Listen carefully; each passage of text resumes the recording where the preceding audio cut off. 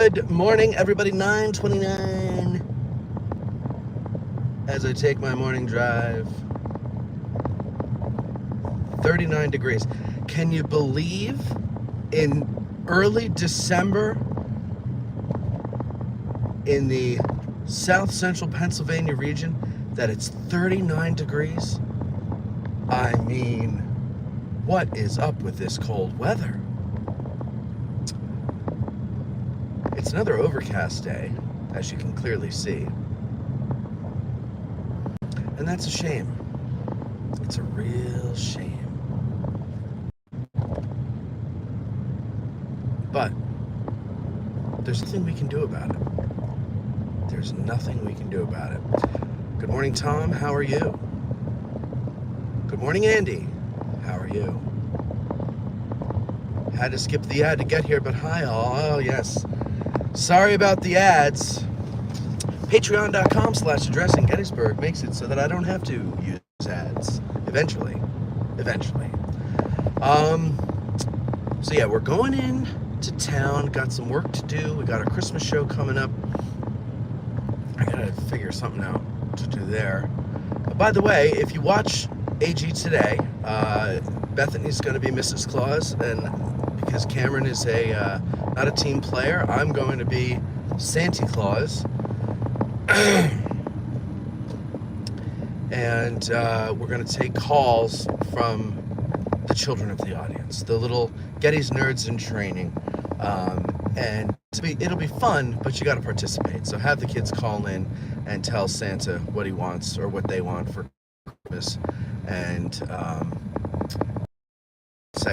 if you don't, then I mean, you know what I mean?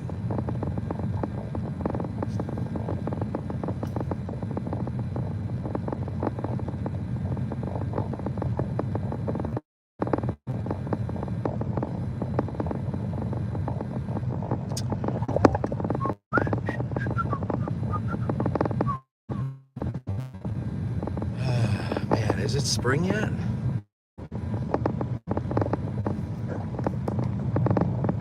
What if you have the mental? Oh, what if you... Hey, Courtney, how are you? What if you have the mental maturity of a child? Can you call that? Of course you can, Courtney, of course. You feel free to call anytime and act childish, but this time in particular, the bit won't work without kids calling in and telling Santa what he wants for Christmas.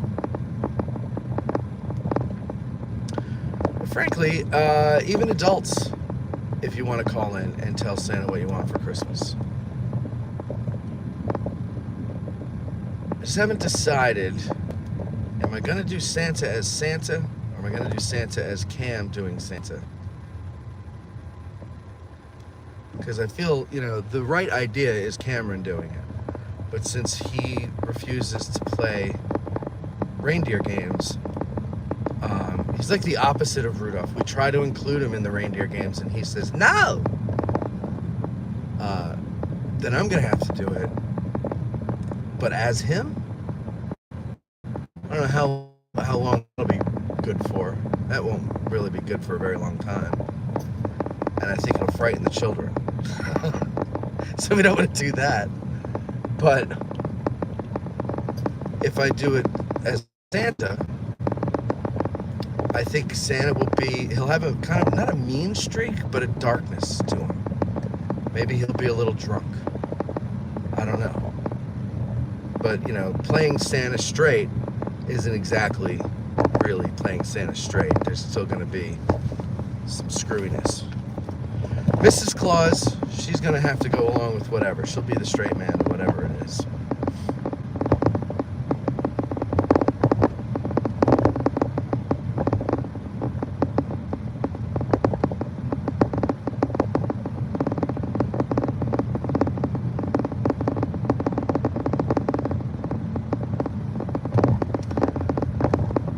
Krampus, yeah, that could work too.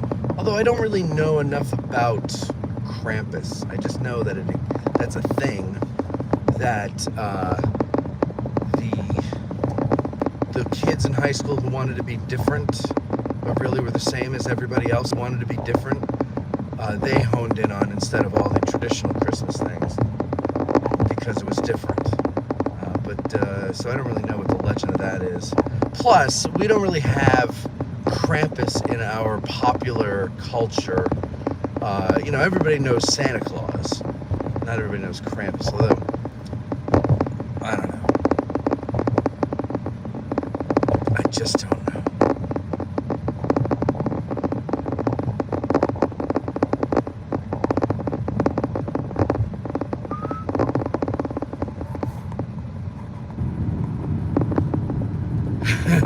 Courtney, you say 100% as Cam.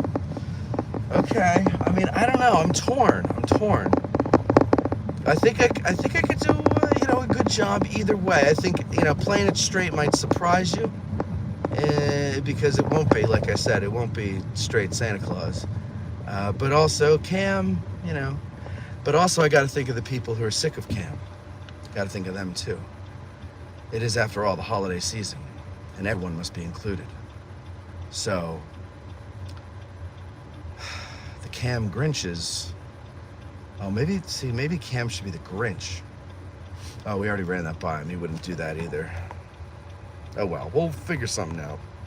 I'm gonna go sequester myself in the. Actually, I'm gonna go straight here. I'm gonna sequester myself in the studio and come up with something. We'll see what happens. Do it as Marty Sheen. That's a good one. Tom says, how can you be sick of Cam? Because there's some people out there who think they're better than Cam, and they can't be bothered to hear him. Or maybe Cam reminds them a little too much of themselves. There's a little bit of Cam in all of us, ladies and gentlemen. And in this holiday season, we'd like to remind you that when you see a Cam walking down the street, be kind. Wish him a Merry Christmas. Buy him a hot dog. Maybe a chili dog outside the Tasty Freeze. Diane sitting on Jack's lap, got his hands between her knees. By the way, I saw a reel today, and this woman's like, so what's the problem with John Mellencamp's Jack and Diane? And she played that whole first part there. It's all going good so far. And then it's like, wait, let's see. Let's go through it together, if I can remember the words. A little ditty about Jack and Diane, two American kids growing up in the heartland. Jackie gonna be a football star. And here's where it starts going off the rails a little bit. Diane's debutante of the back seat of Jackie's car, something like that. Diane's debutante of the back seat of Jackie's car, yeah. Then do. Okay, it's nice, okay, whatever. We're in high school, things happen. That's when everybody's experimenting. Okay, but sucking on a chili dog outside the Tasty Freeze. Diane sitting on Jackie's laps, got his hands between her knees. Jackie says, no, this is the part where I screwed up because I only read the words for the first time today, and I never figured out what the words were because I frankly don't really like John Mellencamp or the song. So if you know the next line and I get it wrong, please correct me in the comments. Says hands between his knees. Jackie says, hey, Diane, let's run up behind the trees. Skin off them Bobby Brooks and do as I please or something like that. Something like that, right? Somebody correct me, please, because I want to really parse this. And then it's, oh yeah, life goes on long after the thrill of living is gone, which is so true. I remember my dad pointed that out to me when I was a kid, driving around, that line, long after the thrill of living is gone. I was like, what does that even mean? And now that I'm in my 40s, I know exactly what that means. So, oh yeah, life goes on. After the thrill of living is gone. Oh yeah, life goes on. Okay, now, so then later on, and this is why that first verse is kind of creepy. Not creepy, I don't think it's creepy. It's natural, it's what people did. But you know what I mean. Now to the weirdos today, it's problematic. But then later on, we establish the age. Gonna let it rock. Let it roll. Let the Bible Belt come and save your soul. Hold on to 16 as long as you can. Changes come around real soon, make us women and men. Also, truer lines never spoken. So, okay, these guys are 16 years old. I don't care, because everybody was 16 and everybody did all that stuff, so, or at least tried. So, I don't know, but that's interesting. I never really thought of that song. The fact that John Mellencamp is really bad doesn't help.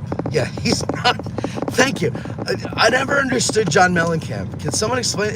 Raise your hand if you're a John Mellencamp or a John Cougar Mellencamp or a John Cougar or a Johnny Cougar fan. Because I certainly was not and am not, and I never understood what it was people saw in him. Although I have to say, there's a song or two that'll come on, and I'll be like, all right, this isn't that bad. Like that drum fill in the middle of Jack and Diane. Do, do, do, do, do, do, do, do. That's pretty good.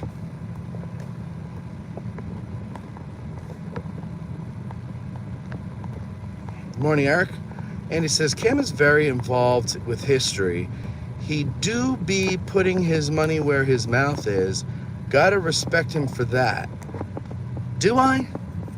And does he? He says he does. I ask him to show us, and he says no. So I don't know. No, I'm just teasing. Cam gets very upset. If you just for like a second, just simply tease him about his contributions to the historiography of Battle of Gettysburg, which so far is nothing. He gets very upset.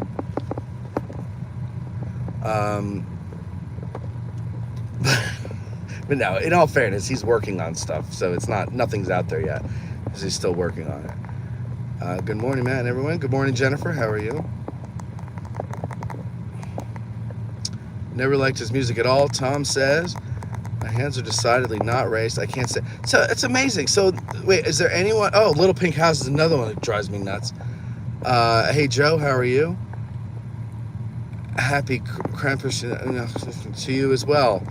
Andy, there's a swamp dragon is one of my favorite sound bites. Oh, there's a swamp dragon and the Avro one. Yeah, the Avro one's my favorite. There's so many good ones, and I have a whole bunch more that I've pulled recently, but I have no more room on my soundboard. I might have to get rid of some of Eric's. I have so many Eric ones, but I rarely ever use them, because while they're good, they do have very like niche moments where they would be apropos, but those moments don't come up often, and if they do, I always forget I have it.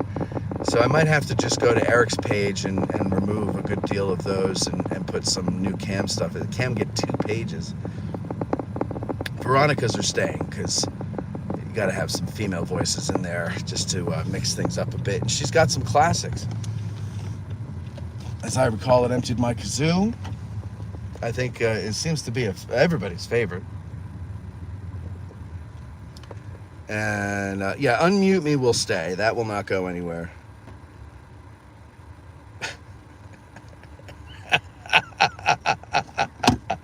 Unmute me, because he would, I would see out of the corner of my eye, I would see him move into the microphone and hear, very muffled because I have headphones on, but I would hear his voice, and in the middle of the sentence, he would be like, excuse me, he'd be like, he'd lean forward in this very like calm, seductive Eric voice. He would say something like, yeah, well, the Pennsylvania, and then the minute he realizes he's muted, he'd be like, yeah, well, the Pennsylvania Reserves, unmute me! And it would crack me up because he's so even keeled. And then boom, explosion. Still waters run deep, folks.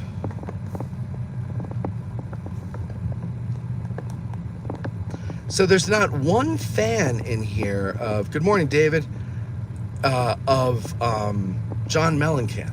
I'll bet you David is, because David tends to go contrary to what I think. David, are you a John Mellencamp fan? Hoping you're not. Okay, so then nobody can help me here. Does anybody know the lyric that I was hung up on? Maybe somebody put it in and I didn't see it. Hold on, let me go back. No. Well, anyway. It's funny because he kind of like gets through. It's a very wordy line, and he kind of gets through it all kind of in a slurry kind of way. So it's kind of hard. And I don't know what the hell Bobby Brooks are. It must be a brand of shorts or pants or something, or a skirt. I don't know, but he wanted him off. Jack wanted him off. Jack. Yeah, you get it.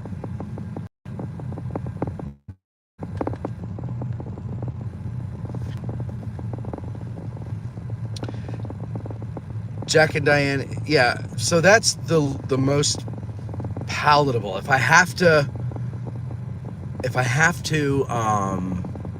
listen to a John Mellencamp song because it's on the radio in a restaurant or something, or an elevator, that's the one I can handle. But Pink Houses, ugh. His cover of Wild Night was a big hit in the 90s. It wasn't bad. But then I found the Van Morrison version. I like that better. That's how I learned about Van Morrison's version of it. I don't know. I was born in a small town. Yeah, another one. I don't know what it is about him. I can't handle it. It's not that I can't handle it. There's far worse. I absolutely cannot handle Bob Dylan. Cannot stand Bob Dylan. The thing about Bob Dylan that's so great is all of his albums are basically like remember when the Beatles anthology came out and it was a lot of demos or early takes of a song, and you can hear how it evolved into the hit that we all know and love. To me, Bob Dylan's music is like demos for more talented musicians to come along and make a hit out of. Knocking on Heaven's Door is a good example of that. There's a couple of them. Shit, I used to have a whole list of them that I rattled off. Eric Clapton did a great version of Don't Think Twice, It's All Right. He turned it into like a blues song and just killed. And it was from the 30th anniversary of Bob Dylan ruining music. So it was at Madison Square Garden. It was live, and Clapton came out and just kicked ass. That was good. Everybody does his songs better than he ever did. The only Dylan song I like is two of them. There's two of them. Like a Rolling Stone, but that's overplayed, so I'm sick of that. And what's the Johnny in the basement mixing the medicine? And that one, I like that one. Oh, and Everybody Must Get Stoned. What is that? Rainy Day Women, whatever. That's a good one too. Okay, so he's got 3 songs that I like, but they're, I don't know, those work for his voice, but he's the worst singer.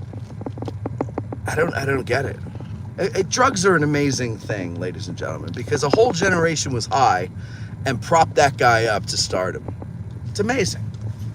So you guys need to start doing drugs for me. Thank you.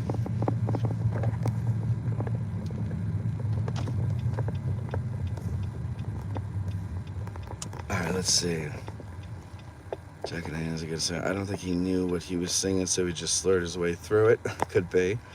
Oh, God. Here we go. South will rise again.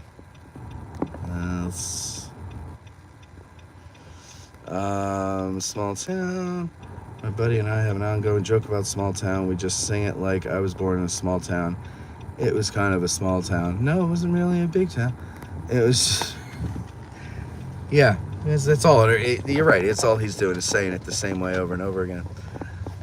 Mellencamp is on my list of people that turned off as soon as they come on, Eric says. He sounds like Buckwheat singing. Oh, remember that? Eddie Murphy? Oh, man, I totally forgot about that until you just said that. Buckwheat sings. That was so good. Bob Dylan was heavily influenced by the Clancy brothers. Ah, yes, Tom Clancy and his brother, the other Clancy. Dylan's songs done by other artists are usually great, along with Watchtower. Oh, yeah, that's a good one. Yep, that's one too.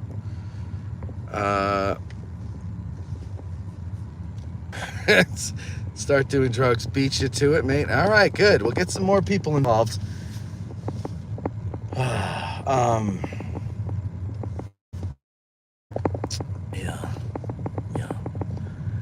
Can take just about anyone. Just please keep Steely Dan. Oh, that's another one. Steely Dan, Pretentious Rock.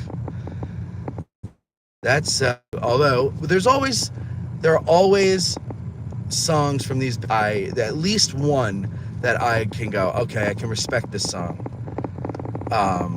For me, Steely Dan, it's the one that's always on the radio.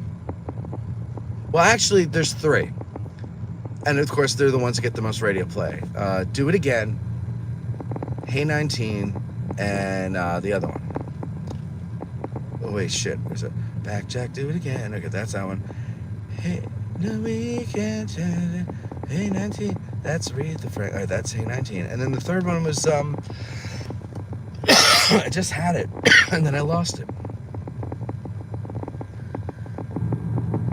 Oh well, whatever. It's the other one.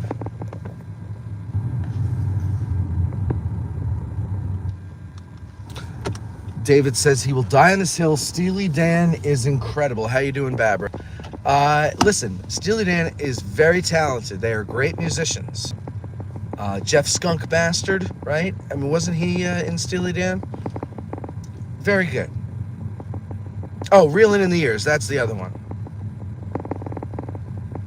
That was good. That was a good song. It's got a good groove, good harmonies. Okay. But then Dirty Work, sorry.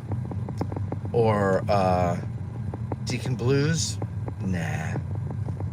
Or all the rest of them, can't do it. However, if it's between listening to Steely Dan and anything that came out after the year 2000, all right, Steely Dan it is. I will go back, Jack, and do it again all over. And over and over and over again, to avoid listening to anything post-2000.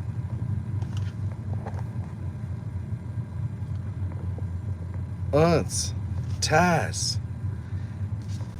3 times a matey. Una panuna bonka. Oh, that was such a... We used to rent... I mean, we should have bought it because we rented it so many times.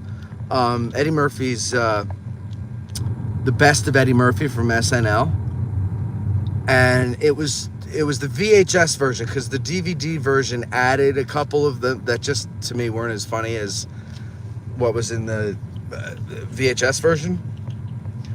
VHS though, you got Mr. Robinson's Neighborhood, James Brown's Celebrity Hot Tub, which is freaking hilarious and brilliant. And then James Brown as Annie?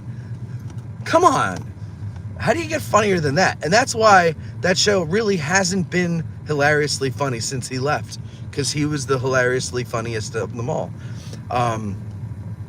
What's the other one? With Frank Sinatra and Stevie Wonder? When you were allowed to make jokes, you know, that were actually funny. I mean, god damn it. That was some good stuff. That was some good stuff. Buckwheat getting shot like Reagan. and Ted Koppel busting into the emergency room asking if they've seen the footage. Oh my god, now I gotta go find that stuff. That stuff was funny. Little Richard Simmons. The Fifth Beatle, Clarence something or other. She Loves You Man. He was just hilarious. And he was like 19 years old. He was a kid when they were doing all that. And now he does kids' movie. I don't understand. Well, it's more money. But yeah, Gumby, Ebony and Ivory with Piscopo, Wook and Penub and All the One Paces. See you, David. When he did Mr. Robinson's Neighborhood, that was great. Yeah, that was. Oh man. But Little Richardson, there was he had another character. Oh, Velvet Jones.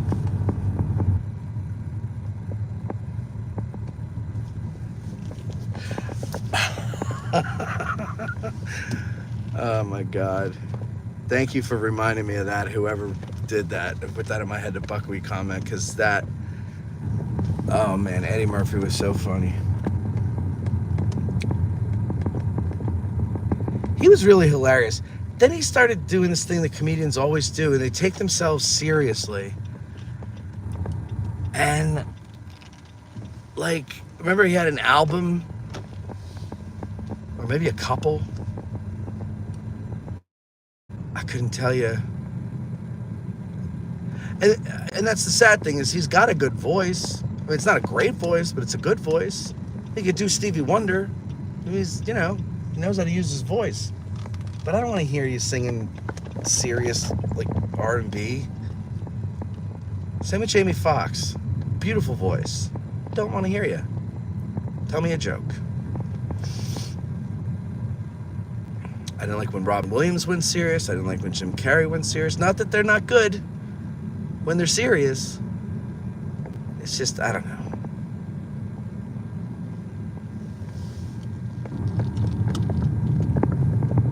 So for those of you wondering, I wasn't doing this all along, but this is Hunt Avenue.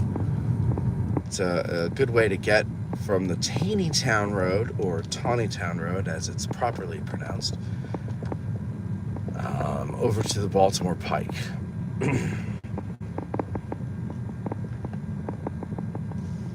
Our GPS the other day called the Tawnytown Road Taneytown Road, and then said, turn right on the Taneytown Road towards Tawnytown. I was like, wait, what? How do you get one right and the other wrong? I do remember sneaking around with my friends to listen to Raw because that was James Brown's Celebrity Hot Tub was fantastic. You are blind as a bat and I have sight. Oh man. That's like the only funny thing Joe Piscopo ever did was team up with Eddie Murphy.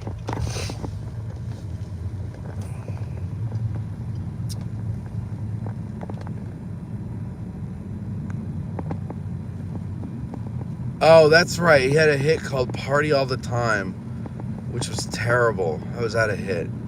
Tim Curry. The late, great Tim Curry. Was he on SNL? Or are you camming it and bringing the subject to what you want to talk about? Rich Snyder says, Eddie had a pop hit with My Girl Wants to Party All the Time. Party all the time. Yeah. Now I remember. As soon as you guys put that phrase in my head, now I'll have that in my head all day. Back when SNL was great, it was only great for a very short time, like when he was on it. I've seen the early cast, like the original cast stuff, and again, it's the same thing with Dylan. Like when you have a whole generation that's high all the time, I guess that stuff is funny. Eddie Murphy killed it. I don't know the history of SNL, but I would imagine he might have saved that show. And because then there's casts of people who we all know from other things. Like Christopher Guest was on it, and Harry Shearer, like all these guys, Martin Short for a while. These guys were all on SNL for a minute or two, or but they didn't do anything that we're all like, oh, remember when he was on and did this? But then they went on to greater things. So I guess it's good for that. It's like a boot camp for the people that will come to love in comedy later on. I wonder, though, how and when it's going to end.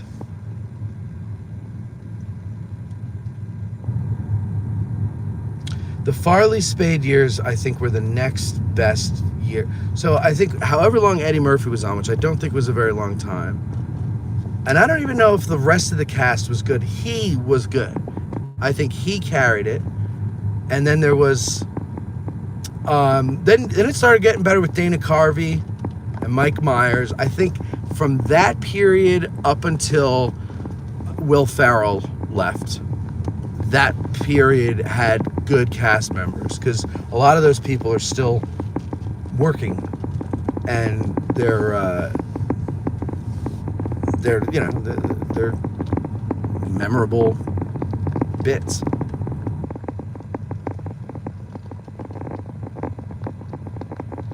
And then it sucked ever since. And maybe that's just like a nostalgia thing. That's just a me thing, because I'm not young and watching SNL anymore. I'm old and watching Ted Koppel, Is he still on? I don't know, but you know what I'm saying. I'm old and watching cop dramas on CBS. That's where I am. Watching Tom Selleck's Jesse Stone. Which I really do. I actually do like those movies.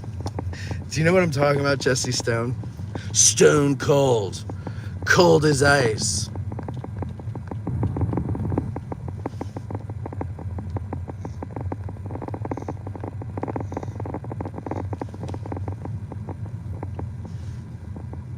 Bill Hader was hilarious. He's one of my favorite. Yeah, Robert Downey Jr. I forgot he was on there too. Yeah, he was. Bill Hader is one of the funniest guys ever to come out of there. The impressions he does, and when he cracks up, that's my favorite.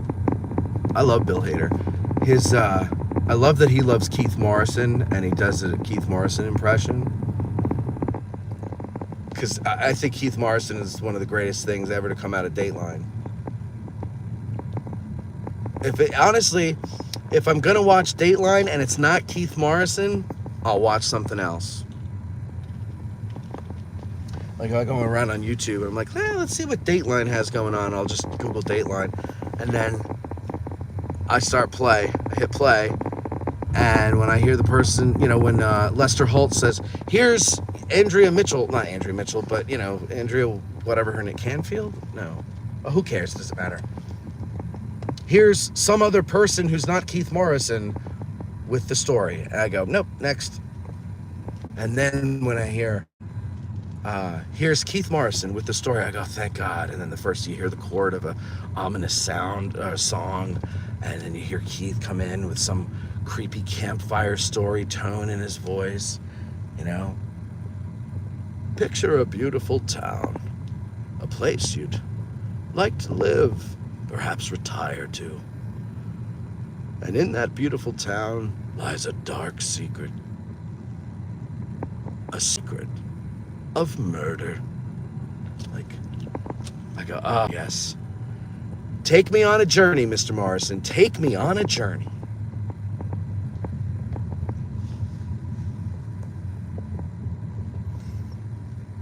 Oh, the Jeopardy, the SNL Jeopardy stuff with Sean Connery and what's his face? Norm Macdonald is what's that guy's name? Burt Reynolds. Bo Reynolds. With the giant cowboy hat.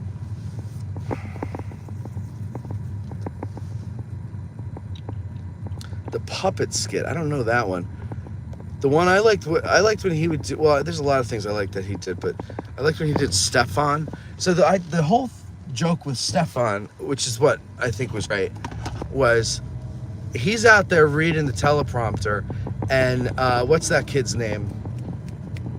It's not Mulvaney. Mulaney? John Mulaney, I think his name is. He would be back at the controls, and they'd rehearsed it, and then he would change things. So every time Bill Hader would break character and crack up, it's because there's a new line in there that he didn't rehearse and was being, reading it for the first time. So he's getting the punchline just at the same time the audience is. And he knows that his friend is back there effing with him. That's hilarious to me. That's the funny stuff.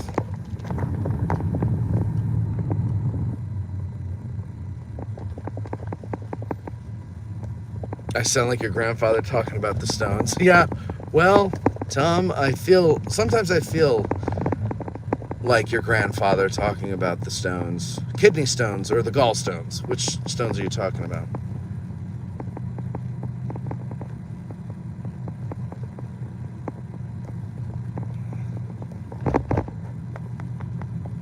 Babber says, those Dateline shows are too long. They repeat the same information 8 times. They need to cut down to 1.5 hour like Forensic Files. Don't they have shorter Datelines? I thought they did have, like, Dateline quickies.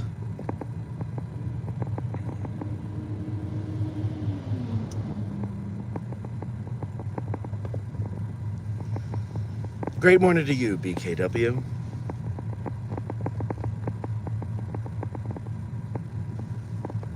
Oh, the puppet thing. Yeah, the guy in Grenada. That was good. I forgot about that, yes.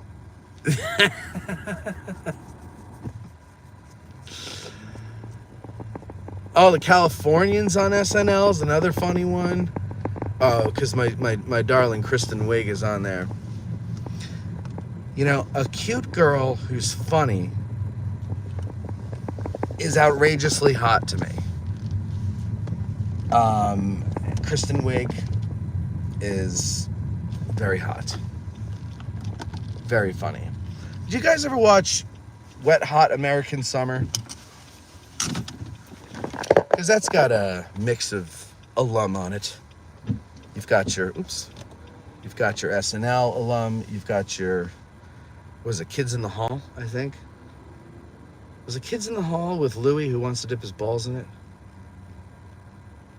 Yeah, I think it was. Or was it The State? No, it was Kids in the Hall. Anyway. Cork Soakers, that's another one. Yeah, there's a lot of good bits that... See, when you were allowed to be funny and, you know, dance around controversial things, but still make fun of them, you can come up with funnier things. But now you can't. That's why it's so boring now, because you're not allowed to be edgy, and what they call edgy isn't edgy because everybody else is doing it. And so it's like, although there have been some exceptions in the last, say, 20 years. What's his face? Alec Baldwin as Donald Trump is fantastic. I think he does the best Donald Trump out there. Although there's some newer guys that do a good Trump. What else? I think that's about it. Yeah, and he's not even a cast member. So that's what I'm saying. See, it's like, it's pathetic.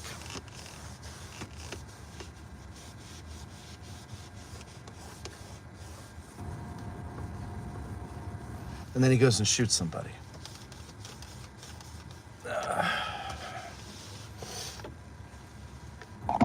Oh yeah, life goes on. All right, let me see here. Steve Martin, not walk like an Egyptian. King Tut, isn't it King Tut? Oh, the sweaty balls. That's another one, Chris. That's a good one. It was The State. Okay, thank you, Eric. Adam Sandler. Can't stand Adam Sandler. I'm trying to think if he had one thing that made me really laugh, and I can't think of it.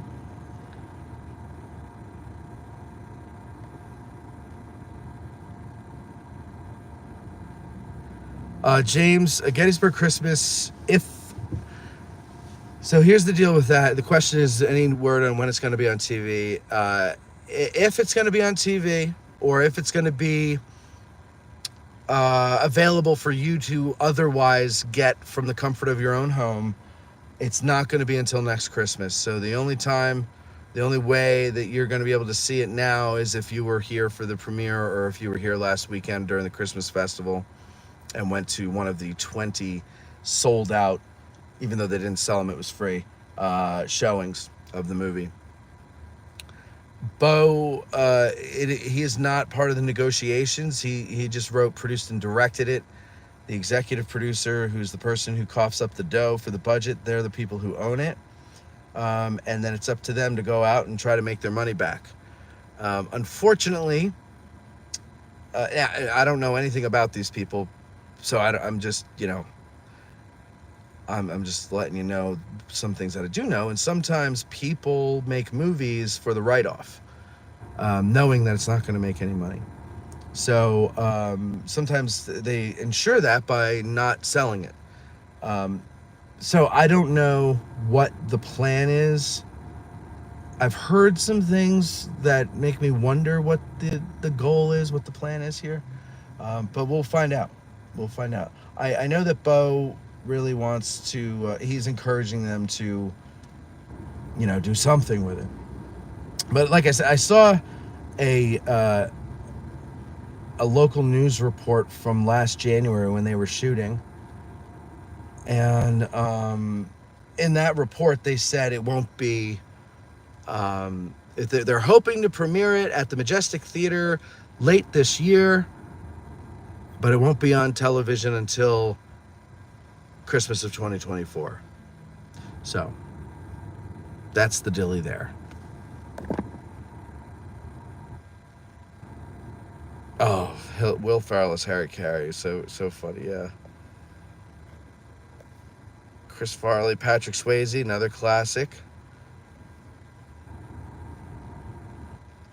Christopher Walken family reunion. yeah.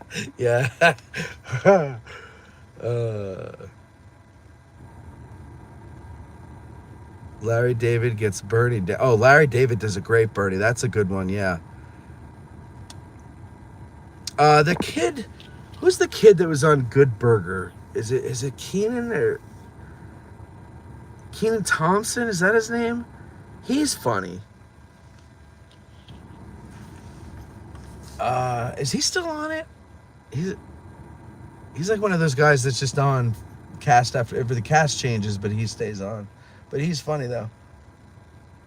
You have some individual people who are funny. What's her name? Well, Kristen Wiig was funny, but Kate McKinnon was funny. But just, the skits weren't that great. I don't know. But you know what is great? I'll tell you what's great, guys.